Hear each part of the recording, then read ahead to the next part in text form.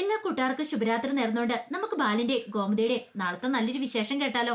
അങ്ങനെ ഇന്നത്തെ വിശേഷം നമ്മൾ കണ്ടു. ശ്രീദേവി ഡൈനിങ് ടേബിളിൽ നടിയിന്ന് കിട്ടിയ പേപ്പറൊക്കെ ആയിട്ട് നേരെ ബാലിന്റെ അരിയിലേക്ക് ചെല്ലുവാണ്. ബാലിന്റെ അരിയിൽ ചെന്നിട്ട് പറഞ്ഞു, ബാലച്ച, ഇത് ബാലച്ചന്റെ കടയിലെ വല്ല പേപ്പറാണോ നോക്കാൻ പറഞ്ഞു കൊടുക്കുവാണ്. ബാലൻ നോക്കി, മൊത്തം ഇംഗ്ലീഷാണ്, ഒന്നും മനസ്സിലാവുന്നില്ല. പിന്നീട് ശ്രീദേവി പറഞ്ഞു, മോളെ, ഇത് മൊത്തം ഇംഗ്ലീഷ് ആണല്ലോ എന്ന് പറയാം. ആ, അതാ ഞാനും പറഞ്ഞേ എന്ന് പറയാണ്. അല്ല, എനിക്കിതൊന്നും മനസ്സിലാവുന്നില്ല. മോള് MA ലിറ്ററേച്ചർ ആണെന്നല്ലേ പറഞ്ഞത്. അന്നൊരു കാര്യം ചെയ്യാം, ഇംഗ്ലീഷ് ലിറ്ററേച്ചറൊക്കെ ആ മോൾക്കറിയാലോ, മോൾ ഇത് വായിച്ചു നോക്കിയിട്ട് എന്താന്ന് പറ എന്ന് പറയണം. പെട്ടുപോയി ശ്രീദേവി. MA ലിറ്ററേച്ചർ പോയിട്ട് ABCD പോലും കൃത്യമായിട്ട് അറിയത്തില്ലാത്തവളാണ് MA ലിറ്ററേച്ചർ എന്ന് പറയുന്നത്. അങ്ങനെ ഒരു അബദ്ധം പറഞ്ഞു പോയി. പക്ഷെ അതിന്റെ പേരിൽ ഇപ്പൊ തനിക്ക് കുരിശാണല്ലോ വന്നിരിക്കുന്നത്. ദൈവമേ, ബാലച്ചൻ നോക്കിക്കൊണ്ടിരിക്കാം.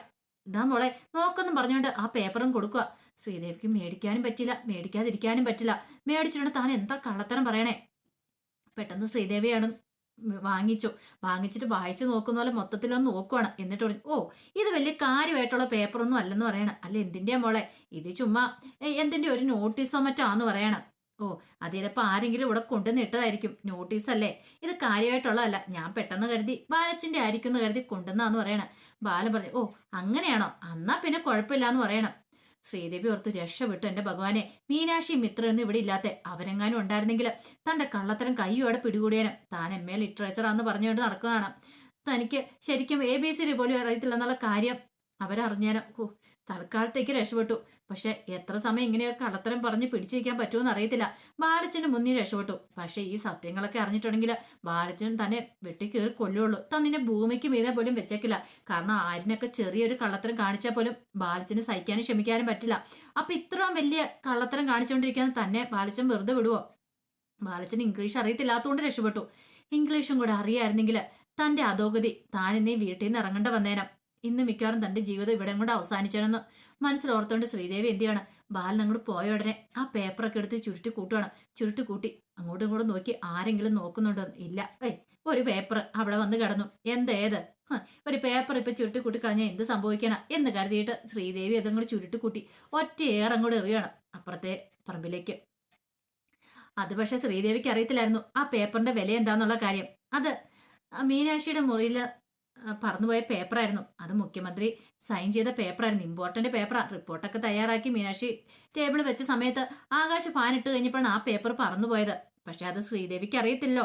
ഡൈനിങ് ടേബിളിൽ അടി വന്ന് കിടന്നു കഴിഞ്ഞപ്പോൾ ഏതോ വേണ്ടാത്ത പേപ്പറാന്ന് കരുതിയിട്ടാണ് ആ ചുരുട്ടിക്കൊണ്ട് കളയുന്നത്. പക്ഷെ അതിന്റെ പ്രാധാന്യം എന്താണെന്നും അറിയത്തില്ല. പിന്നീട് ശ്രീദേവി മുറിയിലേക്ക് ചെല്ലുവാണ്. ഈ സമയത്ത് ആനന്ദ് കടയിലേക്ക് വേണ്ടി റെഡിയായിട്ട് നിൽക്കുവാണ്.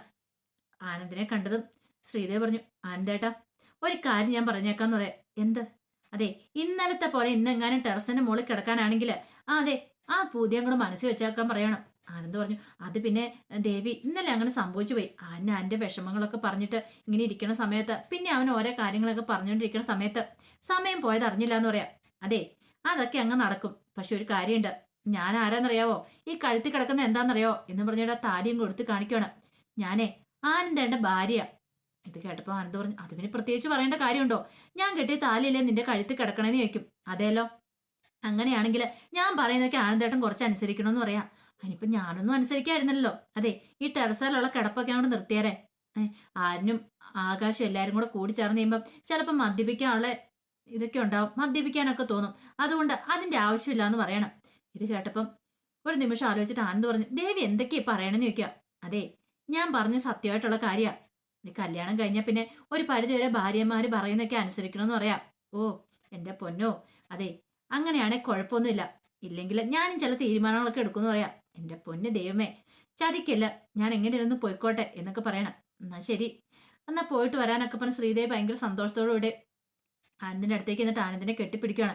പിന്നീട് ആനന്ദ് ഒന്ന് സോപ്പൊക്കെ ഇട്ട് ഒരു ഉമ്മയെ കൊടുക്കുകയാണ്. എങ്ങനെയായിരുന്നു മയക്കി എടുക്കണമല്ലോ, കാരണം ഇന്നലെ ടെറസിൽ കിടന്നതിന്റെ പേരിൽ, അല്ലെങ്കിൽ ഇനി ഇത് മതി ഒരു വഴക്കുണ്ടാവാനായിട്ട്. അതുകൊണ്ട് ആനന്ദ് തൽക്കാലം ആ കാര്യങ്ങളൊക്കെ നന്നായിട്ട് കൈകാര്യം ചെയ്തിട്ട് പുറത്തേക്ക് പോവാണ്. ആ ഒരു ഉമ്മയെ ശ്രീദേവി വീണു. താൻ പറഞ്ഞൊക്കെ ആനന്ദേട്ടൻ മനസ്സിലായിട്ടുണ്ട്. ഇനിയിപ്പൊ ആനന്ദേട്ടൻ തന്റെ പരിധിയിലായിരിക്കും. അമ്മ പ്രത്യേകം പറഞ്ഞിട്ടുണ്ട്, ഒരു കാരണവശാലും ആനന്ദേട്ടനെ വിട്ടുകൊടുക്കരുതെന്ന് ആർക്കും. ആനന്ദേട്ടന്റെ എപ്പോഴും കൈ തന്റെ ഉള്ളം കൈകളായിരിക്കണം. അങ്ങോട്ടും ഇങ്ങോട്ടും ചലിക്കാൻ പോലും സമ്മതിക്കരുത്. താൻ പറയുന്നില്ല ആനന്ദേട്ടൻ കൃത്യമായിട്ട് കേൾക്കുകയും ചെയ്യണം, അനുസരിക്കുകയും ചെയ്യണം. അങ്ങനെയാണെങ്കിലും അമ്മ പറയുന്ന പോലെ കാര്യങ്ങൾ മുന്നോട്ട് പോകുള്ളൂ. അല്ലെങ്കിൽ അവസാനം തന്റെ ചതിയൊക്കെ മനസ്സിലായി കഴിയുമ്പോഴത്തേനും ആനന്ദേട്ടൻ മിക്കവാറും തന്നെ ഉപേക്ഷിക്കും. അതിനു മുമ്പ് ആനന്ദന്റെ പിടി തന്റെ കയ്യിലായിരിക്കണം എന്നൊരു ചിന്തയോട് കൂടിയിട്ട് ശ്രീദേവി അങ്ങോട്ടേക്ക് ഇറങ്ങി പോവാണ്. ആ സമയത്ത് ആ, ആര്യ മുറിയിലേക്ക് വന്നു. മുറിയിലേക്ക് വന്നു കഴിഞ്ഞപ്പോഴത്തേനും മിത്ര ആൻ്റെ അടുത്ത് ഇരുന്നിട്ട് പറഞ്ഞു, ആര്യ ഇന്നലെ ആന്റി ഭയങ്കര വിഷമമായെന്ന് ചോദിക്കുക. എന്ത്? അല്ല, അച്ഛൻ തല്ലിയതിന്റെ പേരില്. ഓ, അതാണോ? അതൊക്കെ എനിക്ക് സ്ഥിരമുള്ളതല്ലേന്ന് ചോദിക്കുക. ഈ സമയം മിത്ര പറഞ്ഞു, വിഷമിക്കൊന്നും വേണ്ട. ഉം. ആ, കാരണം ഒരു പക്ഷേങ്കില് കുറെ തല്ല് കൊണ്ട് കഴിയുമ്പോൾ ചിലരൊക്കെ അങ്ങനെയല്ലേ, തല്ലുകൊണ്ട് നന്നാവെന്ന് പറഞ്ഞു കേട്ടില്ലേ എന്ന് പറഞ്ഞ പോലെ ഒരു പക്ഷേങ്കില് അങ്കിൾ ഇങ്ങനെയൊക്കെ തല്ലി വളർത്തുന്നുണ്ട്. ആരും ചിലപ്പം നല്ലൊരു പൊസിഷനിൽ എത്തുമായിരിക്കും എന്ന് പറയണ. എന്ത് പൊസിഷനില്? അല്ല, എനിക്ക് അങ്ങനെയൊക്കെ തോന്നുന്നു പറയണ. ഇത് കേട്ടത് ആര്യം പറഞ്ഞു, എനിക്ക് അങ്ങനെയുള്ള ചിന്തകളൊന്നും ഇല്ലാന്ന് പറയണ. ഏയ്, അങ്ങനെ പറയരുന്ന് പറയണ. ഇത് കേട്ടത് ആര്യം പറഞ്ഞു, ഇപ്പൊ എന്താ അങ്ങനെയൊക്കെ പറയാൻ കാരണം? എന്റെ മനസ്സിൽ അങ്ങനെ തോന്നുന്നുണ്ട്.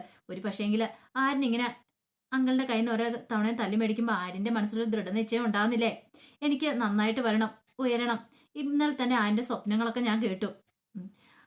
അങ്കിളുടെ മുന്നിൽ തല ഉയർത്തി പിടിച്ച് നിൽക്കണം, എല്ലാവരുടെ മുന്നിൽ താൻ നല്ലവരാന്ന് തെളിയിക്കണം, പ്രത്യേകിച്ച് അങ്കിളുടെ മുന്നിൽ നാട്ടുകാരെ കൊണ്ട് നല്ലത് പറയിപ്പിക്കണം എന്നൊക്കെയല്ലേ ആന്റെ മനസ്സിലുള്ളത്. അതെന്തുകൊണ്ടാ? അങ്കിൾ ഇങ്ങനെ വഴക്ക് പറയും ചീത്ത പറയുന്നത് കൊണ്ടൊക്കെയല്ലേ. അതുകൊണ്ട് എനിക്കൊരു കാര്യം ഉറപ്പാ, ആരിനെ നല്ല രീതിയിൽ തന്നെ ഉയരാനായിട്ട് സാധിക്കും. ആനെയും ഇപ്പോഴത്തെ ഈ ജോലിയെ കുറച്ചൊന്ന് കുറച്ചിട്ട് പഠിക്കാൻ വാ, പഠിച്ച ആര്യം കളക്ടറാണോ അതെന്റെ ഒരു ആഗ്രഹമാണെന്ന് പറയണം. ഇത് കേട്ട ആര്യം പറഞ്ഞു, അതൊക്കെ നടക്കുന്ന കാര്യമാണെന്ന് ചോദിക്കണം. പിന്നല്ലാതെ എനിക്ക് വേണ്ടിയിട്ട് മാത്രം ആരും ഇങ്ങനെ കഷ്ടപ്പെടില്ലെന്ന് പറയണേ. അതൊന്നും കുഴപ്പമില്ല, നീ നന്നായിട്ട് പഠിച്ചാൽ മതി എന്ന് പറയണം.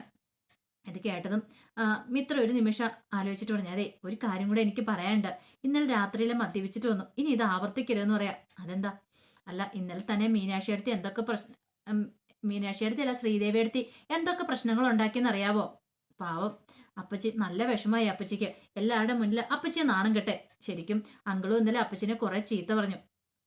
പക്ഷേങ്കില് ഇനി അതൊന്നും ആവർത്തിക്കരുതെന്ന് പറയണം. ഇതെല്ലാം കേട്ട് കഴിഞ്ഞപ്പോ ആര്യം പറയാൻ നോക്കാന്ന് പറയാ.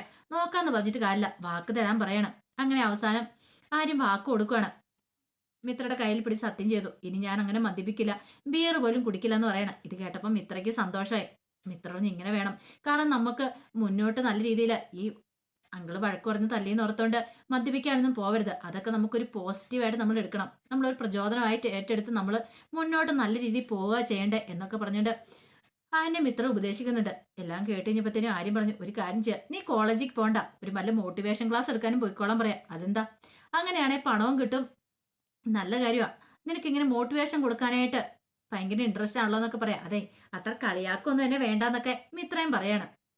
പിന്നീട് ബാലനും ധർമ്മനും കൂടെ കടയിലേക്ക് പോവാണ്. അങ്ങനെ പോണ സമയത്ത് ബാലൻ പറഞ്ഞു, ഹാരിന്റെ ഒരു അഹങ്കാരേ, അവനോട് മര്യാദയ്ക്ക് കടയിലേക്ക് വന്ന് ജോലി ചെയ്യാൻ പറഞ്ഞിട്ട് അവൻ അതിന് കഴിയില്ല എന്ന് പറയാണ്.